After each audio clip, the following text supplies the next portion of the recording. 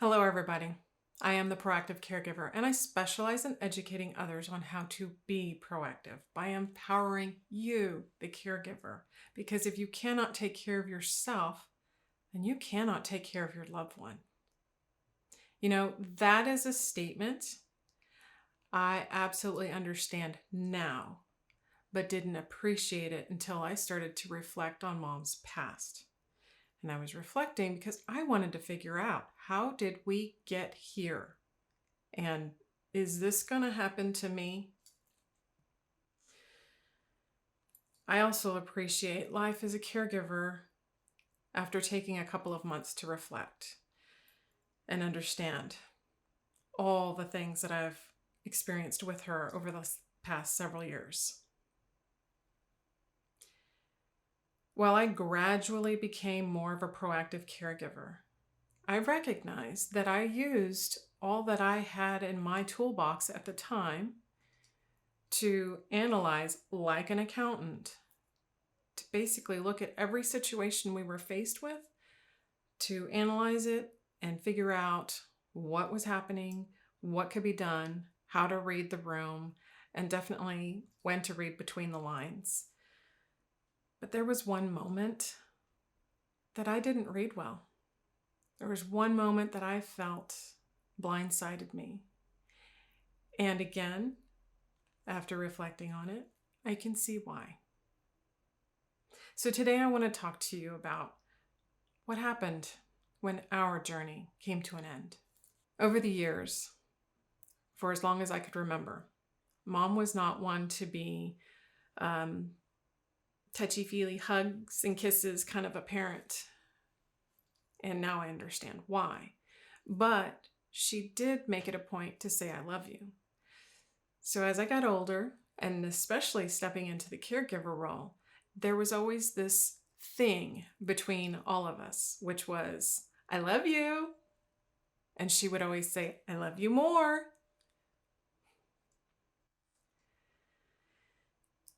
And that's what I missed. In the end, when we got the call and everybody rushed out to see how Mom was doing after having first a stroke and then a seizure, she did have a day where she bounced back just enough. And in that day, it gave me just enough hope that even though I knew the end was coming, it wasn't quite there yet. So I spent some time with her, and I tried to do the same things we had been doing. I pulled out the Scrabble, I pulled out the dominoes, and just as I laid out the Scrabble in front of her, I got that thought that bubbled up from the spirit that said, "Just be with her." So I looked at her and asked, "Mom, are you up for playing?" And she just slowly nodded her head. "Okay, we don't have to play. Let's just watch TV." So I took the board, put it together, and set it aside. But something felt really different in me. Something felt a little bit more heavy as I pulled those pieces off the Scrabble table and went to go put them away. And that message came up again. Breathe. Just be with her. So we spent some time, and I got a chance to just be still. The one thing I had struggled with for so many years with her, and I was just still with her. The TV was on, but I don't think either one of us was really watching what was happening. It was like we were just ruminating in this pending end. So I got a point that now I'm hungry. I need to nourish myself. She seems fine. She looks good. I have a moment. I'm going to step away, go get some lunch for myself, and then I'll be back. So I got up, and as I started to walk near her, I kissed her on the forehead and said, "I'll be right back. I'm going to go get myself a meal because I'm hungry." As I started to walk to the door, I looked back and I said, "I love you." She didn't respond. I said, "Hey." And she just kind of slowly looked up. I said, "I love you." She just looked back, real nostalgic, and just said, "I love you."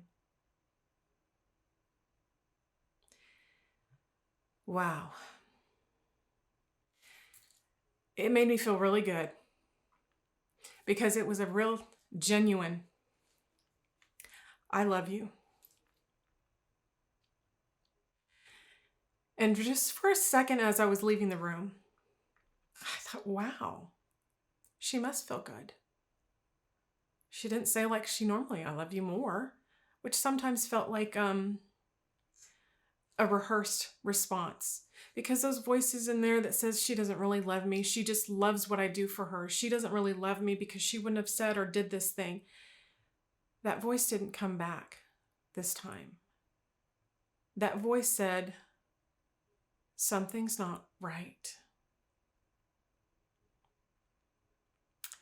I still took a deep breath and I went and I got something to eat because I knew I wouldn't be strong for her physically, mentally, emotionally if I didn't have nourishment. So I took advantage of the moment and thought, wow, I finally have lunch. I'm full. I just want to relax a little bit because there was that part of me that knew this is different. This isn't like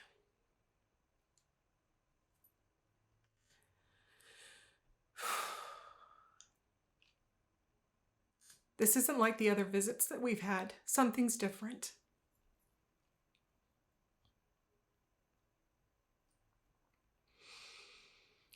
So I avoided going back. I avoided reality. I started to watch TV. I started to relax. I started to disassociate. And I thought, she's doing good. Everything's fine. I can go back tomorrow. And then 8 o'clock rolled around, 8 p.m., and I got the phone call from hospice saying, "She's had another seizure. You need to get here quickly, and you need to notify family." I grabbed the shoes, got myself together, grabbed the purse, out the door. On the way, I'm making phone calls. It's time. It's time. It's time. And even though I was saying it, I didn't really know what that meant. I know that sounds odd, but when you watch a loved one pass, and if it's not an immediate, like there's a heart attack, there's a stroke, there's an aneurysm, something where they just stop living in the moment immediately, it's hard to know what to expect.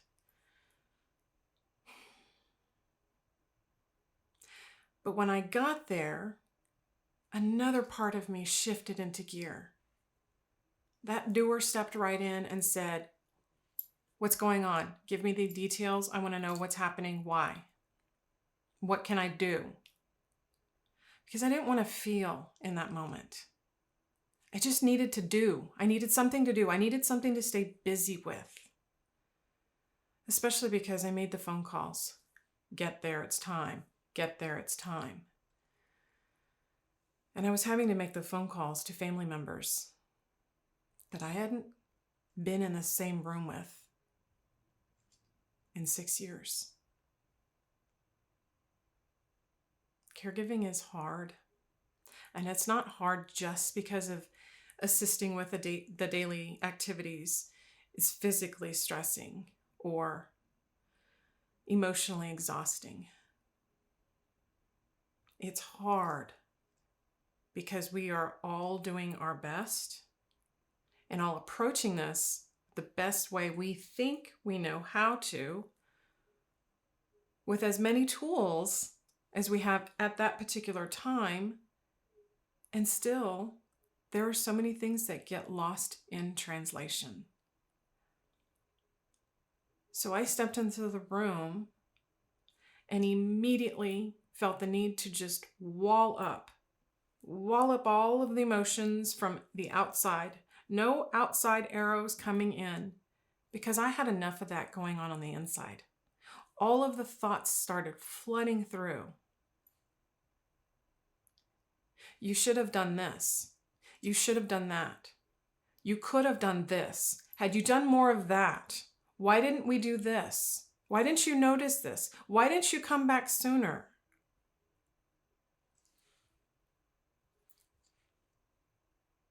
I didn't need additional, because I was already doing that to myself.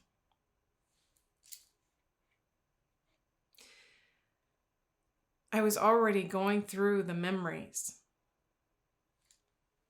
Wow, I can't believe over the years that have passed, when I stepped into this journey with her, how I became so angry because she knew better. She raised me after all. She told me certain things that I had to do. A lot of those things were some of the things she wasn't doing herself. How my initial thoughts were, wow, this is going to be so much more fun and we're going to have so much more quality time together. Until quality time was us maybe chatting on the way to a doctor's office, in the waiting room, maybe having a few chuckles in between while we were waiting for the doctor or nurse to come in. But the rest of the time, that quality time was me assisting with her activities of daily living. And at that point, I realized this isn't just going to be the girl time and we're going to go shopping and we're going to hang out and go have pedicures and manicures together. This is me helping mom in the shower. This is doing her laundry. This is cooking. This is managing her meds, managing her finances. And that was work. That was work for a very long time. So instead of looking forward to quality time, again, that doer steps up and says, what do we've got to do today? We've got to do this, this, this, and this. Let's knock this out. Check, check, check. Okay, now we can leave so we can go home and relax. I stopped focusing on quality time.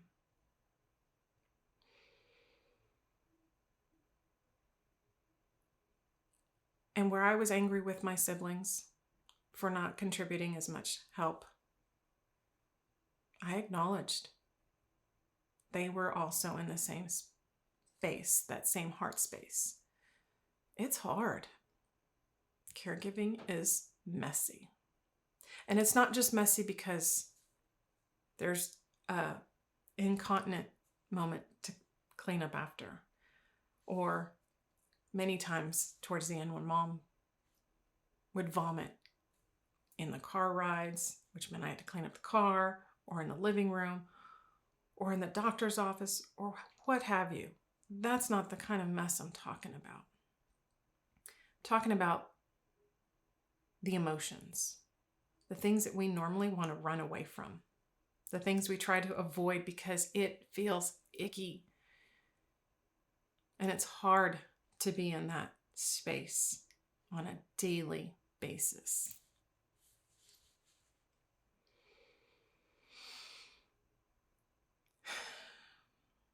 And sometimes that space that we're in, that we're trying so hard to avoid, is what keeps us from seeing what really is happening. In the last 2 years with mom, when all the family drama was set aside and it was just focusing on mom, I was able to see more intently the stages, the step downs. I knew what was happening. I knew what was coming. And it was this compartmentalized mind that said, yep, check, she's in stage 5. She's doing these things. Yep, she's there. She's now in late stage 5. Check. Yep, she's there. She's doing these things again. But when her kidneys started to fail, and I actually started to search for hospice services for her, it wasn't just checking the box. It was this, again, disassociated feeling of, is this really happening? Are we actually there? And then immediately the thought in my mind, nope, we're not there. She's got plenty of time. But what I didn't know then was I was comparing other people living with dementia and how long it took until they got to a stage, or how long they stayed in the stage, or what stage they went to next. I was comparing those details thinking, we have time. But now I can say, she didn't have as much time as I thought she was going to have.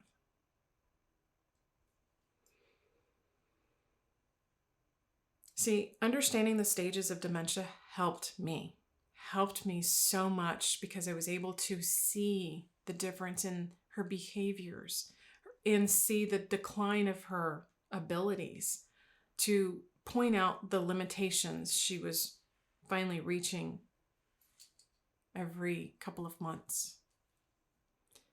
But understanding what each stage would be, what it would look like, what I could expect, did not mean I understood what it was going to feel like in each stage.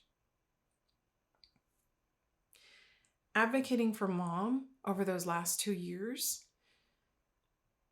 was emotionally exhausting, because instead of being angry with Mom for not taking better care of herself, I was angry with the industry. How can you be this industry that says, we can help you as a caregiver, we can help your loved one, but then watch it turn into this administrative bureaucracy, this exploitation of fulfilling needs, but it's going to cost this much. Oh, now you need this? Well, now it costs this much. And now it costs this much. You know, Mom was fortunate as a teacher to have her pension to fall back on. There are so many caregivers that are not as fortunate. And so when we are coming to assisted and memory care, hospice, home health, any of those services, outpatient, inpatient, occupational therapists, when we are coming to them for help, it always turns into, what does your insurance cover? And the insurance somehow covers just enough, or others make just enough over the threshold that they do not receive the benefits that they actually need. Or there are time limits on the benefits of how many appointments, how many services are allotted, when in cases like Mom, they're not going to get better. And that's something that I, as a caregiver, had to struggle and accept. She's not getting better. We're just trying to give her the best quality of life she can have while she's still living.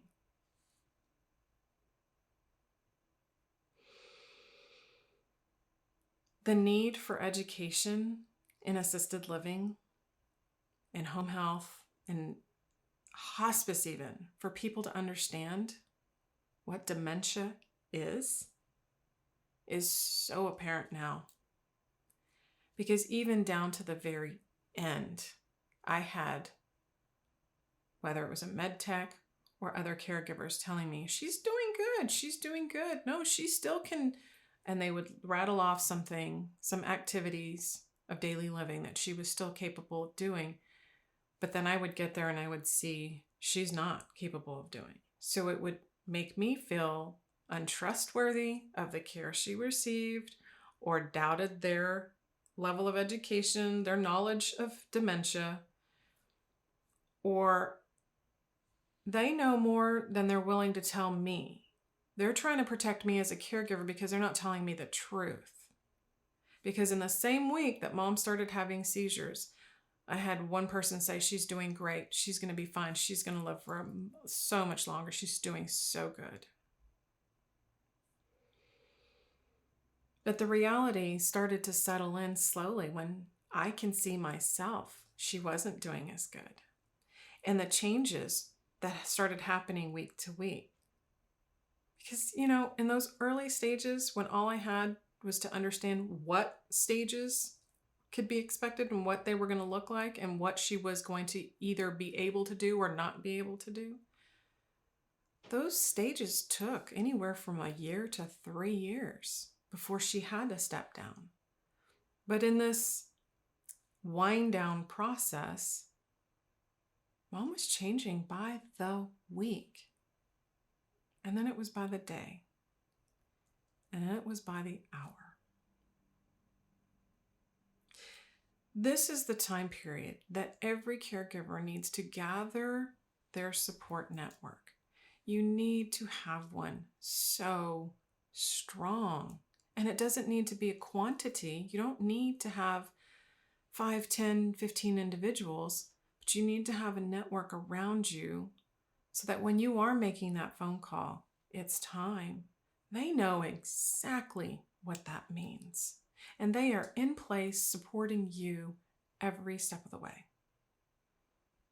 Many cases, that is hospice.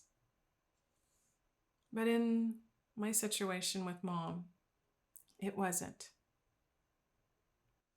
The hospice company that we chose failed us miserably.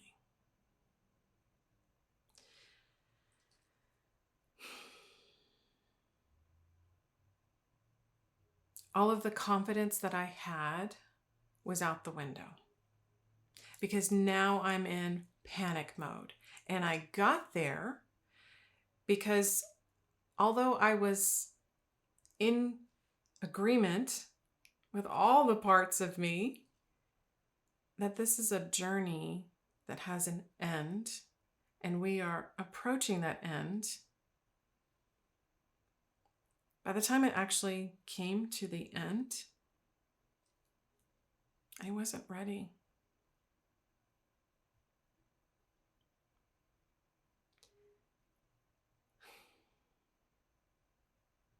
I wanted her to fight.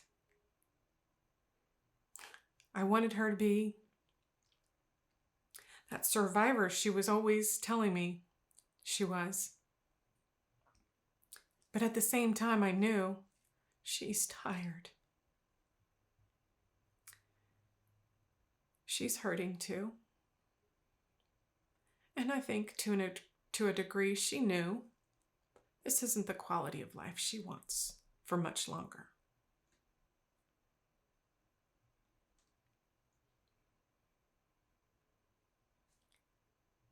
That internal dialogue and unwillingness to just let go, I couldn't do it. So I let that doer take over. And I sat at her bedside, had the little oximeter, checking her heart rate, her oxygen, putting the compress on her forehead. And because we had such a poor quality of hospice, I was on my phone, Googling, trying to understand. Is it common for those living with dementia to have seizures in the end, to have strokes in the end? And it is common, but I didn't know that in the moment. So it was very traumatizing when mom suddenly would have a seizure and she would appear to be in pain. but she wasn't. So even though the rounds of morphine was started, that is the part of the body, this amazing body that our soul resides in. That is the body still fighting for life. So even though mom in her heart had given up and was ready to just let go and go home, her body was still fighting.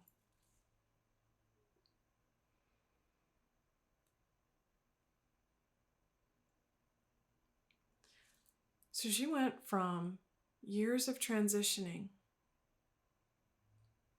to months, to weeks, to days. And in the last 5 days of her life, I was still learning as a caregiver what to expect. What was it going to look like? What was it going to feel like? What was it going to smell like? Because they tell you in the end, even if your loved one looks incoherent and looks like they're just sleeping or in a coma, they can still hear you. And they encourage you to speak to them, get close to them, speak to them, and let them know how much you love them, how much they meant to you. Even words of forgiveness. Because we all want to know that in the end. We all want to know that we are loved, we were needed, we are appreciated for every sacrifice. And as life happens and dilemmas come up, we are also forgiven. So in the end, I made it a point to pray with her and get as close to her as I possibly could. The problem was that I wasn't expecting, as her body was giving up and releasing and slowing, that the gases would start coming up. And so when I leaned in close to her, trying to say, I love you, trying to say anything, I couldn't. I couldn't get my face close to her anymore.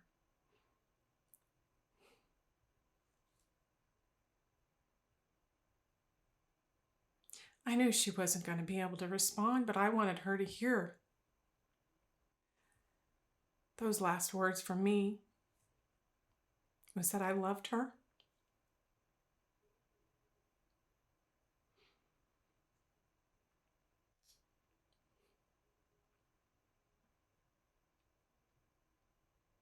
And I thank God that she was the soul chosen for me to come through into this world through.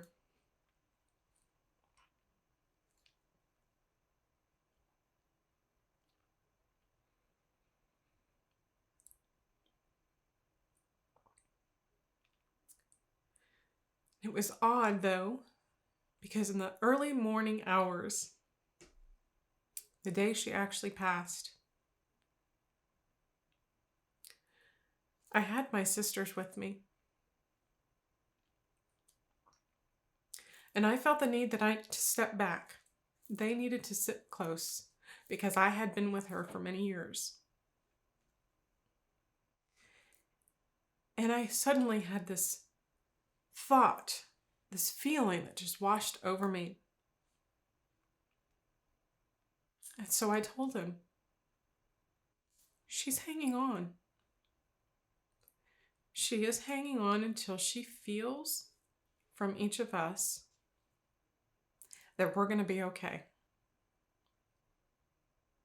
That regardless of what our life had become, the family drama that ripped us apart, because we were all doing the best we knew how, but it was hurting each other in the process. She needed to know that we would find our way. We would find our way back to each other someday.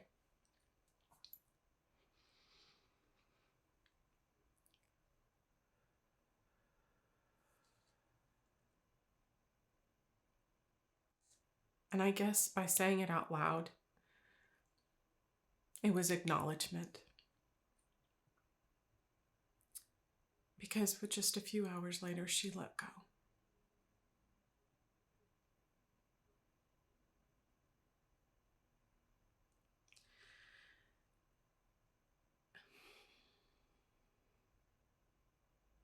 This journey has changed me, and it's still changing me. But from the time I stepped away from the corporate world,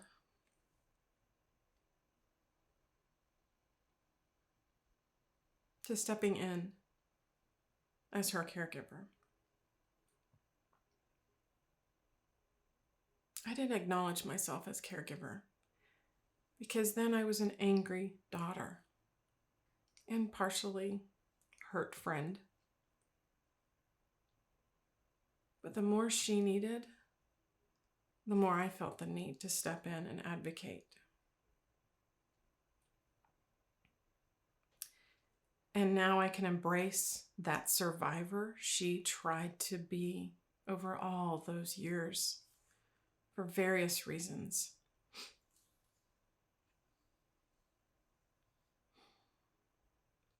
And I also acknowledge there are far more caregivers out there that need this kind of help. They need to understand what it means to be an advocate for their loved one and for themselves.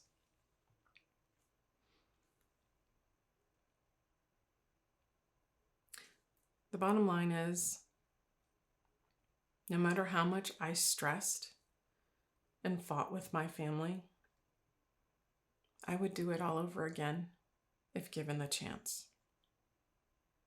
Only this time, I would ensure to communicate more with compassion. And I sure as would have started therapy from the very beginning, instead of waiting until we were ripped apart to try and figure out the pieces later. So even though I had stepped in with that idea of what in the world is happening, and will this happen to me?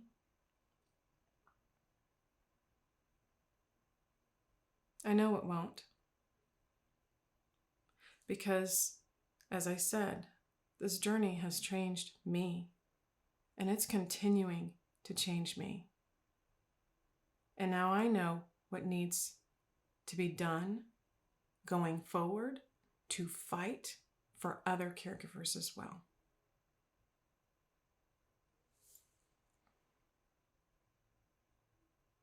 Mom taught me a lot, more than she will ever know. And even now, as she looks down on me and smiles, I can still hear her saying, "Go get him, girl."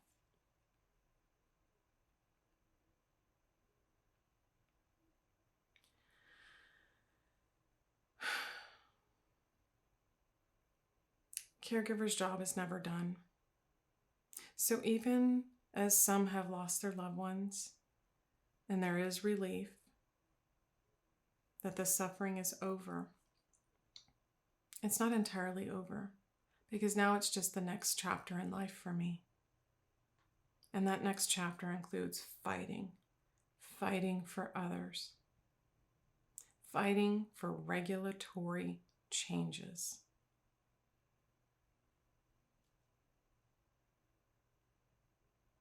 So as Mom used to tell me, it's not goodbye, it's so long for now.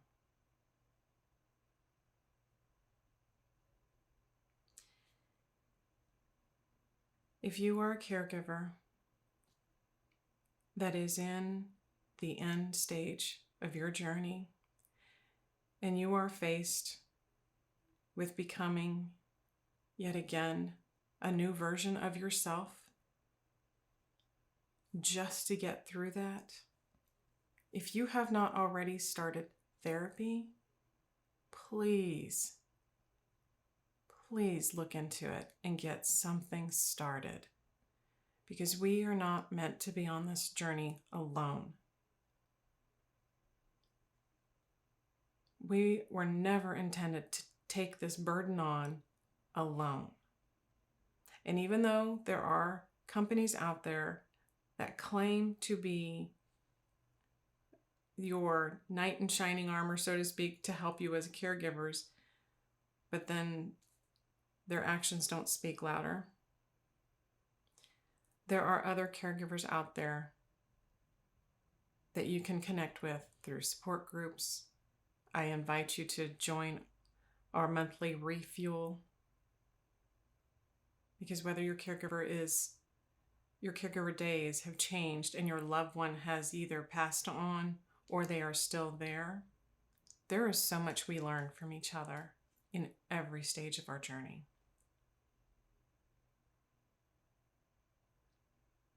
And that is why I understand when Mom said it's not goodbye. It's only so long for now. So I hope today's episode gives you a little bit of food for thought. And just know my heart is with you.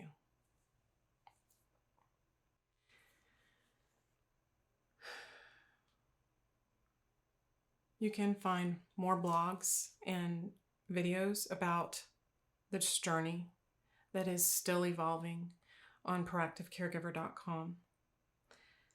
I hope this episode did give you some food for thought and some hope as well. Until next time, take care, everybody. Thank you.